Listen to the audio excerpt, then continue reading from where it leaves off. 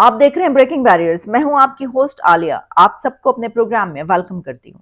इस वक्त दो तीन खबरें जो कि इंटरनेशनल अफेयर्स पर मुझे नजर आ रही हैं, उन दोनों तीनों खबरों पर बात किए लेते हैं। सबसे पहली खबर तो जो मेरी नजर से गुजरी वो ये है कि इंडिया ने पैलेस्टीनियन कॉज को सपोर्ट किया, क्योंकि खबर कुछ इस तरीके से आई कि भारत के वजीर आजम पीएम मोदी की तरफ से ये कहा गया कि पैलेस्टीनियन कॉज को हम उसके साथ पूरे तरीके से खड़े हैं और सॉलिडारिटी का इजहार किया गया, फुली सपोर्ट शो करवाई गई। अब आप ये देख लें कि इंडिया और इजराइल बहुत ही करीबी दोस्त, कमाल की दोस्ती, कमाल के ताल्लुकात हमेशा से। यानी इंडिया इजराइल को सपोर्ट करता है और इजराइल एक बड़ी ताकत, आप जानते हैं, यानी वो ताकत के जिसके बारे में जो है वो अमेरिका भी बड़ा सेंसिटिव है, वो भी उसको बहुत सपोर्ट करता है। तो उसके ताल्लुकात इंडिया से बहुत ही अच्छे हैं। हालांकि अभी जो खबर थी कि इजराइल की तरफ से एक अपॉलोजी की गई है इंडिया से, लेकिन भारत ने ये कहा है कि वो पैलेस्टीन को फुली सपोर्ट करता है, उसकी कॉज को। अच्छा, इसके अलावा पैसे से भी पैलेस्टीन की वो मदद करता रहा है। सिर्फ यही नहीं है कि पाकिस्तान के एजेंडे में हमेशा से, क्योंकि करिकुलम से लेकर और नेशनल एजेंडे तक एक एजेंडा सबसे आगे हमेशा रहा कि जी पैलेस्टीन से हमारे बरादराना ताल्लुकात हैं और हम पैलेस्टीन कॉज को जो है उसके साथ खड़े हैं और हम यहूदियों के खिलाफ हैं। हमारा तो ये ना यहूद नसारा वाला नैरेटिव, और ईंट से ईंट बजा दो इसराइल की, लेकिन पैलेस्टीन जो है उसको आज़ाद कराया जाए, यानी ये कि उसका जो हक है उसको दिया जाए। सिर्फ जुबानी जमा खर्च हम बहुत ज्यादा करते हैं। हमने ये तो देख लिया ना, हमारे जो भी जितने भी एजेंडे रहे, मैं आपको बताती रही कि कौन कौन सी कमेटियां कश्मीर कॉज पे सब बनती रही, तो खाया जाता रहा। 60-60 लाख रुपए पर मंथ का जो था, 60 लाख का मंथ, वो भी खा लिया गया। हमें पैलेस्टीन पर भी ऐसा नजर आता है। तो मैं तो समझती हूँ कि चलें, अगर भारत की तरफ से बात कही गई है कि हम फुली सपोर्ट करते हैं, तो शायद कोई भी कंट्री आगे बढ़ के सपोर्ट करे और कुछ बन जाए, उसका तो बड़ी अच्छी बात है ये तो। अच्छा, इसी के साथ एक और चीज पर जो है बात की लेती हूँ, और वो खबर ये है कि पेंटागन ने एक रिपोर्ट जारी की। अब इसमें चाइना का जो है वो मैं बात करने लगी हूँ चाइना की। इसके ऊपर जो है वो जो रिपोर्ट है वो चाइना के हवाले से है, और पेंटागन ने जो रिपोर्ट जारी की है चाइना पे, वो उसमें चाइना को एक बहुत बड़ा चैलेंज कहा गया अपने लिए। इसमें कहा गया कि सबसे बड़ा चैलेंज बीजिंग है। पेंटागन ने चीन के जौहरी असासों से मुतालिक रिपोर्ट जारी कर दी। ये जियो न्यूज में पब्लिश हुई और इंटरनेशनल मीडिया और नेशनल मीडिया सब में ये पब्लिश हो रहा है, जैसे कि सीएनएन में मैं देख रही थी, इसके अलावा और जो दीगर मीडिया उसमें भी। अच्छा, अब इसमें यह है कि पेंटागन ने जो रिपोर्ट जारी की है चाइना के हवाले से, उसमें कहा गया है कि उसके जो न्यूक्लियर एसेट्स हैं उसके ऊपर रिपोर्ट की है कि किस तेजी से एक तो वो बढ़ रहे हैं और उसके जो अजाइम है वो क्या है। अच्छा, इसमें यह कहा गया है कि अमेरिका ने चीन को अपने लिए सबसे बड़ा खतरा करार देते हुए इसके जौहरी असासों से मुतालिक रिपोर्ट जारी कर दी है। चाइना की फौज से मुतालिक पेंटागन की एनुअल रिपोर्ट के मुताबिक बीजिंग अपने जो बैलिस्टिक मिसाइल हैं उनको मजीद उसमें इनोवेशन ला रहा है, जदीद बनाने की कोशिश कर रहा है, और इसके अलावा वो ऐसे मिसाइल भी तैयार कर रहा है जिसपे कि जितना भी पूरा कॉन्टिनेंट है उसको वो निशाना बना सके। फिर 2800 से ज्यादा तैयारों के साथ, यानी 2800 से ज्यादा एयरक्राफ्ट्स के साथ चीनी फजाइया जो है वो दुनिया की तीसरी बड़ी कुव्वत जो है वो बन चुकी है।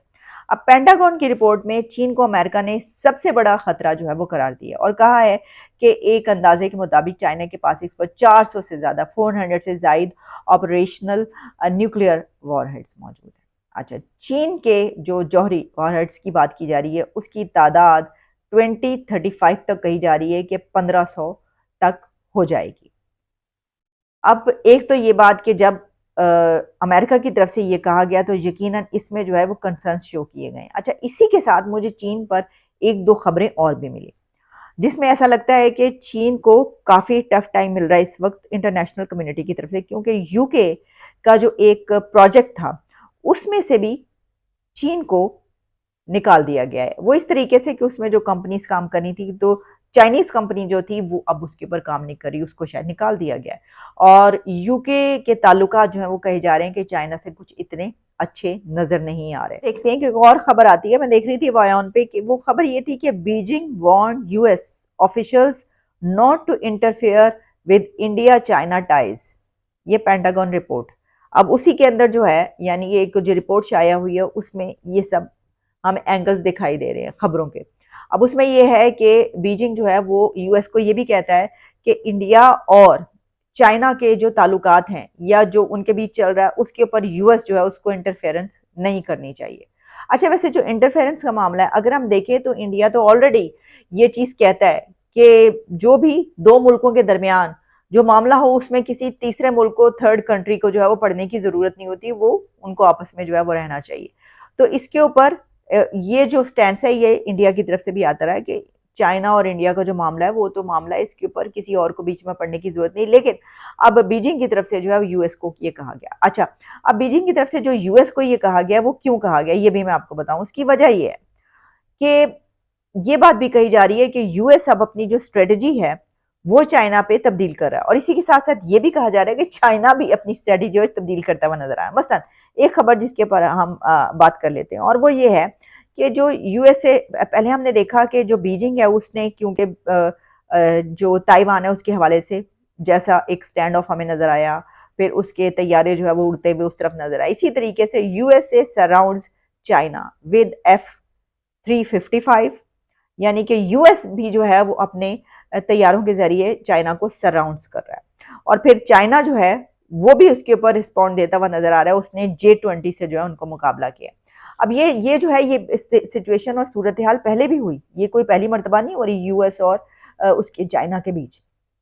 लेकिन चाइना का के हवाले से यूएस की ये रिपोर्ट पब्लिश करना ये अपनी जगह पर एक माने रखती है और ये बताती है कि यूएस इसके मुतालिक क्या सोच रहा है। अब देखें, इससे पहले जो ताइवान का मामला उस पर प्रेसिडेंट शी जो थे उन्होंने कैटेगोरिकली कह दिया था कि वो तो हमारा वो है मामला और हाँ वो इसी तरीके से रहेगा। यूएस जो है वो वर्बली तो कहता रहा है कई मरतबा, लेकिन अब ऐसा महसूस हो रहा है कि शायद अब वो भी ये वाली स्ट्रेटेजी अपना रहा है कि अगर चाइना जो है वो अपने तैयारे ताइवान तक ले जा सकता है तो क्यों ना हम भी इसको जो है इस तरीके से सराउंड करें। अब जब हम सराउंड करने की बात करते हैं तो देखिए इस तरह होता है कि अब अपने हथियार जो है कहाँ कहाँ नस्ब करें, कहाँ पर फिक्स करें, किस तरीके से रीजन में कहाँ पर आप किस उसको निशाना बना सकते हैं, किसकी ज़मीन इस्तेमाल कर सकते हैं। और जब ज़मीन इस्तेमाल करने की बात आती है तो आप जानते हैं कि कुछ कंट्रीज़ के हवाले से बात की जाती है, जनाब इनकी ज़मीन इस्तेमाल होती है, ठीक है।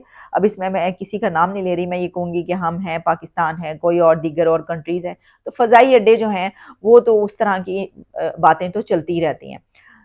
तो ये एक सिचुएशन ऐसी है कि जहाँ पर ऐसा लग रहा है कि चाइना को इस वक्त जो इंटरनेशनल कम्युनिटी है उससे टफ टाइम मिल रहा है, और अगर ऐसा है तो इंडिया के लिए ये जो सिचुएशन है ये शायद एक खुशाइंद बात है, क्योंकि इंडिया की तो विन विन सिचुएशन है इसमें।